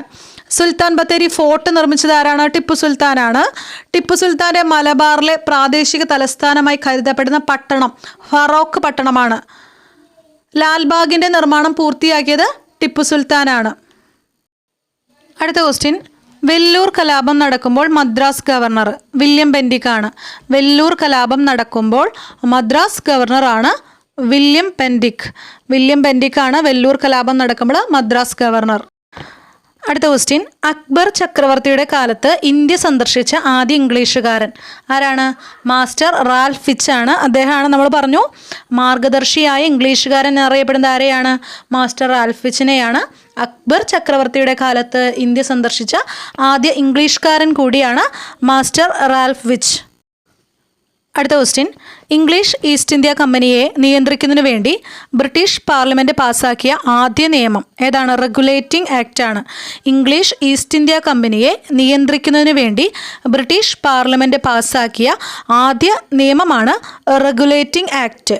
English east India കമ്പനിയെ നിയന്ത്രിക്കുന്നതിന് വേണ്ടിയിട്ട് ബ്രിട്ടീഷ് പാർലമെൻറ്റ് പാസ്സാക്കിയ ആദ്യ നിയമം റെഗുലേറ്റിംഗ് ആക്റ്റ് ആണ്. അടുത്ത ക്വസ്റ്റ്യൻ, കൊൽക്കത്തയിൽ സുപ്രീം കോടതി സ്ഥാപിതമായപ്പോൾ ബംഗാളിലെ ഗവർണർ ജനറൽ വാറൻ ഹേസ്റ്റിങ്സ് ആണ്. വാറൻ ഹേസ്റ്റിംഗ് ആണ് കൊൽക്കത്തയിൽ സുപ്രീം കോടതി സ്ഥാപിതമായപ്പോൾ ബംഗാളിലെ ഗവർണർ ജനറലാണ് വാറൻ ഹേസ്റ്റിങ്സ്. ബംഗാളിലെ ആദ്യത്തെ ഗവർണർ ആരാണ്? റോബർട്ട് ക്ലൈവ് ആണ്. ബംഗാളിലെ ആദ്യത്തെ ഗവർണർ റോബർട്ട് ക്ലൈവ് ആണ്. നമ്മൾ അതിനു മുമ്പ് പറഞ്ഞ ക്വസ്റ്റ്യൻ, കൊൽക്കത്തയിൽ സുപ്രീം കോടതി സ്ഥാപിതമായപ്പോൾ ബംഗാളിലെ ഗവർണർ ജനറൽ ആരാണ്? വാറൻ ഹേസ്റ്റിംഗ് ആണ്. ഇന്ത്യയിൽ ആദ്യമായി പോലീസ് സമ്പ്രദായം കൊണ്ടുവന്നത് ആരാണ്? കോൺവാലിസ് പ്രഭു ആണ്. ഇന്ത്യയിൽ ആദ്യമായി പോലീസ് സമ്പ്രദായം കൊണ്ടുവന്നത് കോൺവാലിസ് പ്രഭു ആണ്. അടുത്ത ക്വസ്റ്റ്യൻ, ആദ്യമായി ബംഗാൾ, ബീഹാർ, ഒറീസ പ്രദേശങ്ങളിൽ ശാശ്വത ഭൂനികുതി വ്യവസ്ഥ നടപ്പിലാക്കിയ ഭരണാധികാരി ആരാണ്? കോൺവാലിസ് പ്രഭു ആണ്.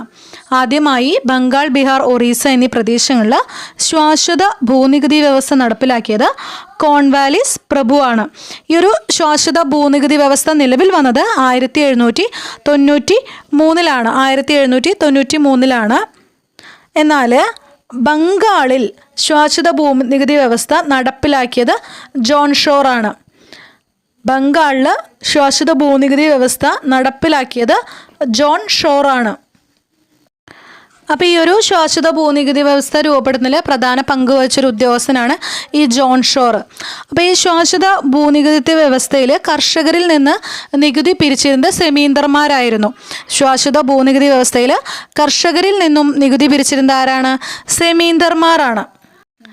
എന്നാൽ കർഷകരിൽ നിന്നും നേരിട്ട് നികുതി പിരിക്കുന്ന ഭൂനികുതി വ്യവസ്ഥ അറിയപ്പെടുന്നത് എന്താണ്? റയട്ട്വാരി എന്നാണ്. റയട്ട്വാരി എന്നാണ് കർഷകരിൽ നിന്ന് നേരിട്ട് നികുതി പിരിക്കുന്ന ഭൂനികുതി വ്യവസ്ഥ അറിയപ്പെടുന്നത്. എന്നാൽ മഹൽവാരി വ്യവസ്ഥയിൽ നികുതി പിരിച്ചിരുന്നത് ഗ്രാമതലവനാണ്. മഹൽവാരി വ്യവസ്ഥയിൽ ഗ്രാമതലവനാണ്. ഇപ്പോൾ ഈ റൈറ്റ്വാരി വ്യവസ്ഥ നടപ്പിലാക്കിയിരുന്നത് ദക്ഷിണേന്ത്യൻ പ്രദേശങ്ങളിലാണ്. അപ്പോൾ ബ്രിട്ടീഷ് ഭരണകാലത്ത് ഇവിടെ ഉണ്ടായിരുന്ന ചില ഭൂനികുതി വ്യവസ്ഥകളാണ് ഏതൊക്കെ? ശാശ്വത ഭൂനികുതി വ്യവസ്ഥ, റൈറ്റ്വാരി വ്യവസ്ഥ, മഹൽവാരി വ്യവസ്ഥ. അതിൽ ശാശ്വത ഭൂനികുതി വ്യവസ്ഥ എന്ന് പറഞ്ഞാൽ ബംഗാൾ, ബീഹാർ, ഒറീസ എന്നീ പ്രദേശങ്ങളിലാണ്. അവിടെ നികുതി കളക്ട് ചെയ്തിരുന്നത് ആരാണ്? സെമീന്ദർമാരാണ്.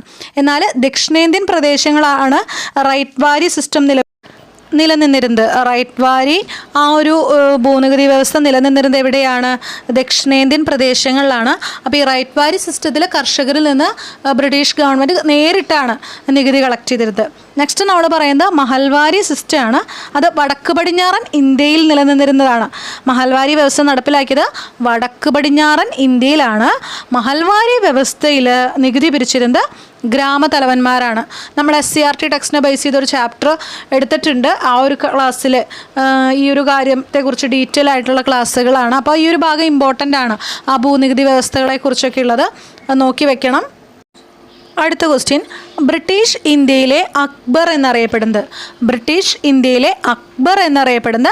വെല്ലസ്ലിയാണ്. ബ്രിട്ടീഷ് ഇന്ത്യയിലെ അക്ബർ എന്നറിയപ്പെടുന്നത് വെല്ലസ്ലിയാണ്.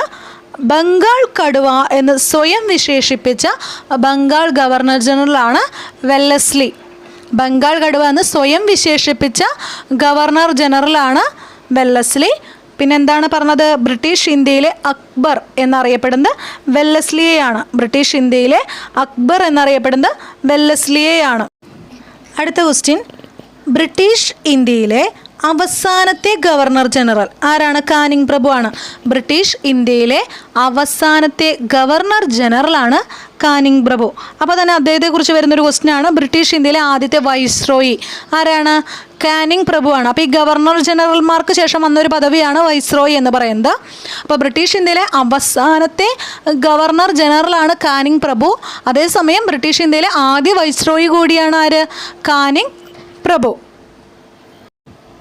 അടുത്തത്, ബ്രിട്ടീഷ് ഇന്ത്യയിലെ നമ്മൾ പറഞ്ഞു അവസാനത്തെ ഗവർണർ ജനറൽ കാനിങ് ആണ്, ആദ്യത്തെ വൈസ്രോയും കാനിങ് ആണെന്ന് പറഞ്ഞു. അങ്ങനെയാണെങ്കിൽ ആദ്യത്തെ ഗവർണർ ജനറൽ ആരാണ്? ബ്രിട്ടീഷ് ഇന്ത്യയിലെ ആദ്യത്തെ ഗവർണർ ജനറൽ വില്യം ബെൻഡിക് ആണ്. ബ്രിട്ടീഷ് ഇന്ത്യയിലെ ആദ്യത്തെ ഗവർണർ ജനറൽ വില്യം ബെൻഡിക് ആണ്. അങ്ങനെയാണെങ്കിൽ അവസാനത്തെ വൈസ്രോയി ആരാണ്? അവസാനത്തെ വൈസ്രോയി മൗണ്ട് ബാറ്റൻ ആണ്. ബ്രിട്ടീഷ് ഇന്ത്യയിലെ അവസാനത്തെ വൈസ്രോയി ലൂയി മൗണ്ട് ബാറ്റൻ ആണ്. സ്വതന്ത്ര ഇന്ത്യയിലെ ആദ്യത്തെ ഇന്ത്യക്കാരനായ ഗവർണർ ജനറൽ, സ്വതന്ത്ര ഇന്ത്യയിലെ ആദ്യത്തെ ഗവർണർ, അതായത് സ്വതന്ത്ര ഇന്ത്യയിലെ ആദ്യത്തെ ഇന്ത്യക്കാരനായ ഗവർണർ ജനറൽ ആരാണ്? സി രാജഗോപാലാചാരിയാണ്. എന്നാൽ ഇങ്ങനെയാണ് ക്വസ്റ്റ്യൻ, സ്വതന്ത്ര ഇന്ത്യയിലെ ആദ്യത്തെ ഗവർണർ ജനറൽ എന്ന് മാത്രമാണ് ക്വസ്റ്റ്യൻ എങ്കിൽ ആരാണ്? ലൂയി മൗണ്ട് ബാറ്റൻ ആണ്. ഈ ലൂയി മൗണ്ട് ബാറ്റൻ ആണ് ബ്രിട്ടീഷ് ഇന്ത്യയിലെ അവസാനത്തെ വൈസ്രോയി. അപ്പോൾ ഇവിടെ ഇങ്ങനെ ഒരു ക്വസ്റ്റ്യൻ ചോദിക്കുകയാണെങ്കിൽ, അതായത് സ്വതന്ത്ര ഇന്ത്യയിലെ അവസാനത്തെ ഗവർണർ ജനറൽ ചോദിച്ചു കഴിഞ്ഞാൽ ആരാണ്? സി രാജഗോപാലാചാരിയാണ്. അപ്പോൾ സ്വതന്ത്ര ഇന്ത്യയിലെ ആദ്യത്തെ ഗവർണർ ജനറൽ ചോദിച്ചു കഴിഞ്ഞാൽ ലൂയി മൗണ്ട് ബാറ്റൻ ആണ്. എന്നാൽ സ്വതന്ത്ര ഇന്ത്യയിലെ ആദ്യത്തെ ഇന്ത്യക്കാരനായ ഗവർണർ ജനറൽ ചോദിച്ചു കഴിഞ്ഞാൽ സി രാജഗോപാലാചാരിയാണ്. ഇന്ത്യക്കാരനായ ഒരേ ഒരു ഗവർണർ ജനറൽ കൂടിയാണ് സി രാജഗോപാലാചാരി.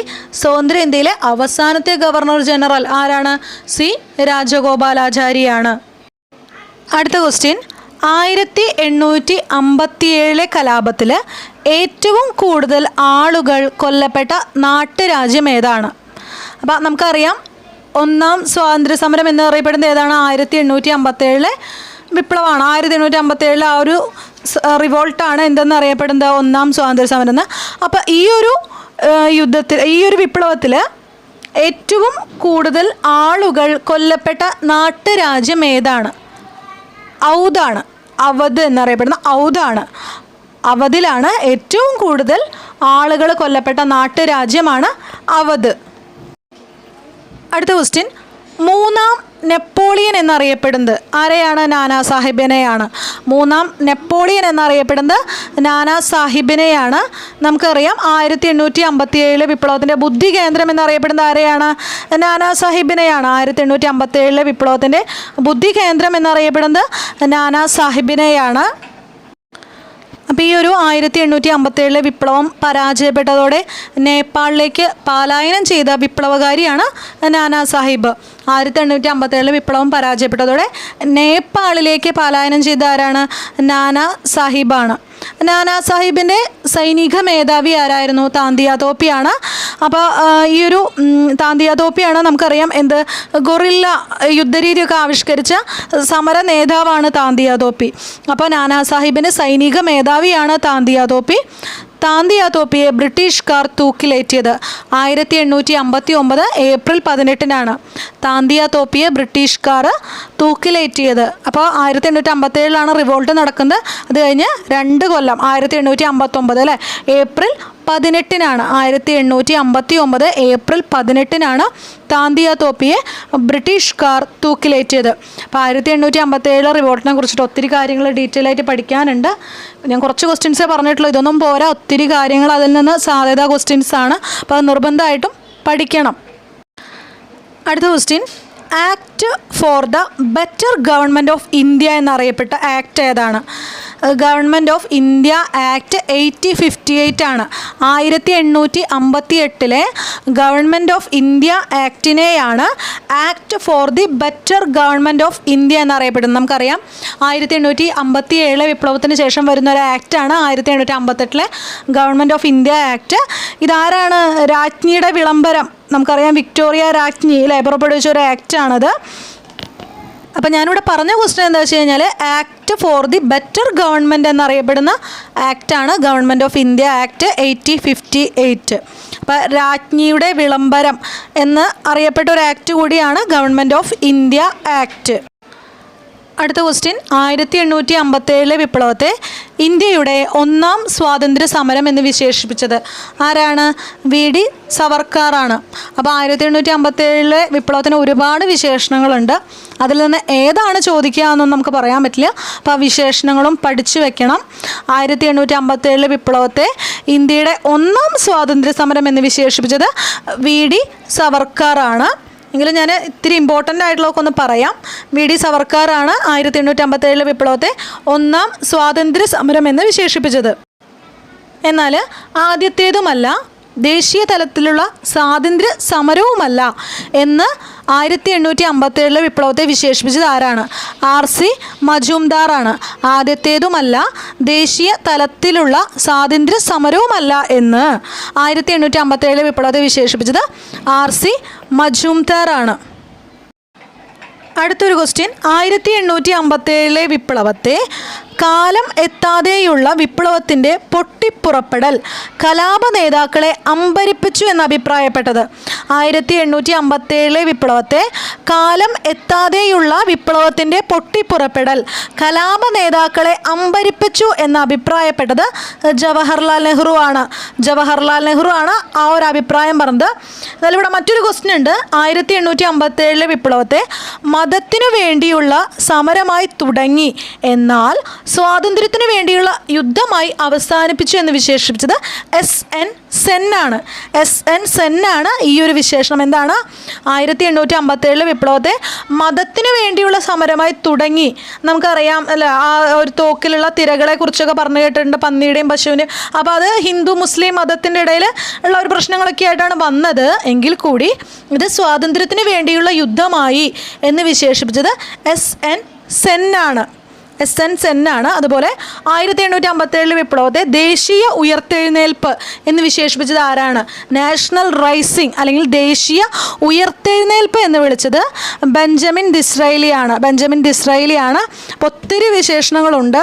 എല്ലാം ഒന്നും ഞാൻ ഈ ഒരു ക്ലാസ്സിൽ പറയുന്നില്ല. അപ്പോൾ നിങ്ങളത് പഠിക്കണം. എടുത്ത് പഠിക്കേണ്ട ഒരു ഭാഗമാണ് 1857 റിവോൾട്ട്.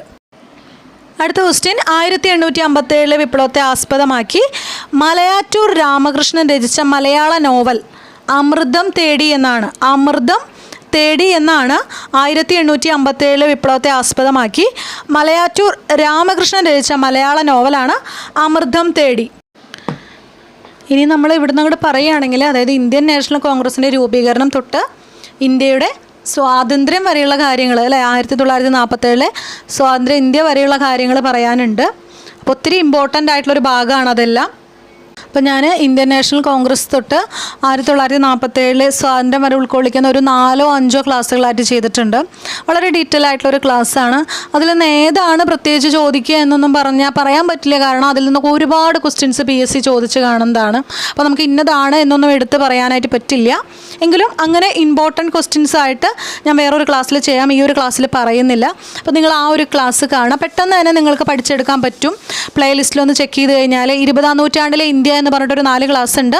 പിന്നെ ഒരു മുസ്ലിം ലീഗിൻ്റെ രൂപീകരണം, അതുപോലെ ഇന്ത്യൻ നാഷണൽ കോൺഗ്രസ് എന്ന് പറഞ്ഞിട്ട് മറ്റ് ക്ലാസ്സുകളുണ്ട്. അങ്ങനെ അവിടെ തൊട്ട് നിങ്ങൾ സ്റ്റാർട്ട് ചെയ്ത് കഴിഞ്ഞാൽ 1947 വരെയുള്ള എല്ലാ കാര്യങ്ങളും കവർ ചെയ്ത് പോകും. അപ്പോൾ തീർച്ചയായിട്ടും ആ ഒരു ക്ലാസ് കാണുന്നത് നിങ്ങൾക്ക് പ്രത്യേകിച്ച് LDC എഴുതുന്നവർക്കായാലും HSAയുടെ ഏത് പരീക്ഷ എഴുതുന്നവർക്കായാലും ഇമ്പോർട്ടൻ്റ് ആണ്. ആ ഒരു ഭാഗം അവർ തീർച്ചയായിട്ടും പഠിക്കുക.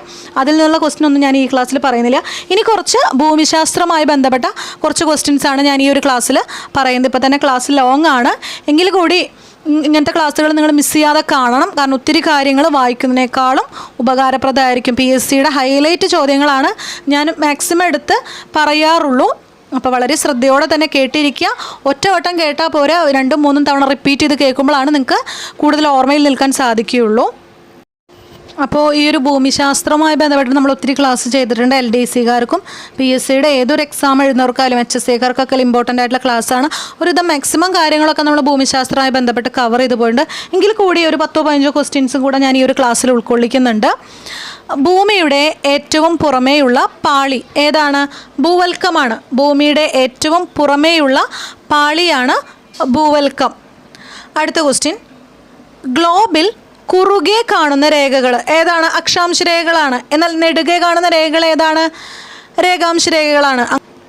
അടുത്ത് നമ്മൾ പറഞ്ഞു ഭൂമിയുടെ ഏറ്റവും പുറമേയുള്ള പാളി ഏതാണ്? ഭൂവൽക്കമാണെന്ന് പറഞ്ഞു. അടുത്ത ക്വസ്റ്റ്യൻ, ഭൂവൽക്കത്തിന് താഴെയുള്ള കനം കൂടിയ മണ്ഡലം ഏതാണ്? ഏതാണ്? മാൻഡിലാണ്. ഭൂവൽക്കത്തിന് താഴെയുള്ള കനം കൂടിയ മണ്ഡലമാണ് മാൻഡിൽ. അടുത്ത ക്വസ്റ്റ്യൻ, സിലിക്ക, മഗ്നീഷ്യം എന്നീ ധാതുക്കൾ മുഖ്യമായും അടങ്ങിയിരിക്കുന്നത് സമുദ്ര ഭൂവൽക്കം അറിയപ്പെടുന്നത് എന്താണ്? സിലിക്ക, മഗ്നീഷ്യം എന്നീ ധാതുക്കൾ മുഖ്യമായും അടങ്ങിയിരിക്കുന്നതിനാൽ സമുദ്ര ഭൂവൽക്കം അറിയപ്പെടുന്നത് എന്താണ്? സീമ എന്നാണ്. സിയാലിന് തൊട്ട് താഴെ കാണപ്പെടുന്ന ഒരു ഭാഗമാണ് സീമ. അപ്പോൾ ഇതെന്താണ്? സമുദ്ര ഭൂവൽക്കമാണ്. അപ്പോൾ ഇത് അറിയപ്പെടുന്നത് എന്താണ്? സീമ എന്നാണ്. SIMA. വൻകരയേക്കാൾ സാന്ദ്രത കൂടുതൽ കടൽത്തറയ്ക്കാണ്. അപ്പം അങ്ങനെ ഒരു ക്വസ്റ്റ്യൻ ചോദിക്കാം. വൻകരയേക്കാൾ സാന്ദ്രത കൂടുതൽ ഏതിനാണ്? കടൽ തറയ്ക്കാണ്.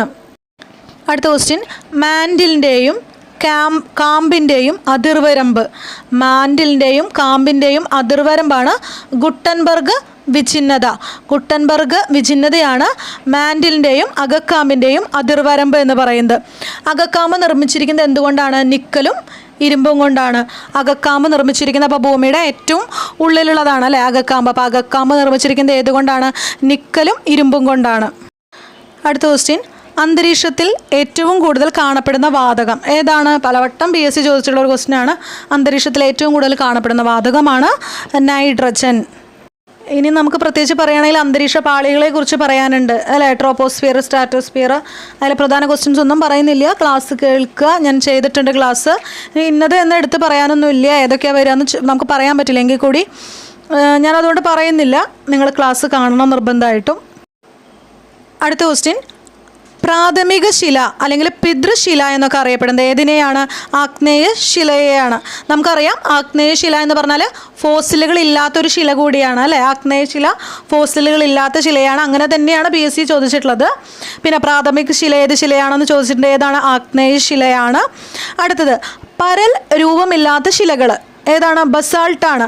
അപ്പോൾ ആഗ്നേയ ശിലയ്ക്ക് ഒരു ഉദാഹരണമാണ് ബസാൾട്ട്. അപ്പോൾ ഇതിൽ പരൽ രൂപമില്ലാത്ത ശിലകളാണ് ബസാൾട്ട്. അടുത്തൊരു ക്വസ്റ്റ്യൻ, ശിലകളുടെ മാതാവ് എന്ന് വിശേഷിപ്പിക്കുന്ന ശില ഏതാണ്? ആഗ്നേയ ശിലയാണ്. അപ്പോൾ ആഗ്നേയ ശിലകൾക്ക് രൂപാന്തരം സംഭവിച്ചാണ് മറ്റു ശിലകൾ ഉണ്ടാകുന്നത് നമുക്കറിയാം.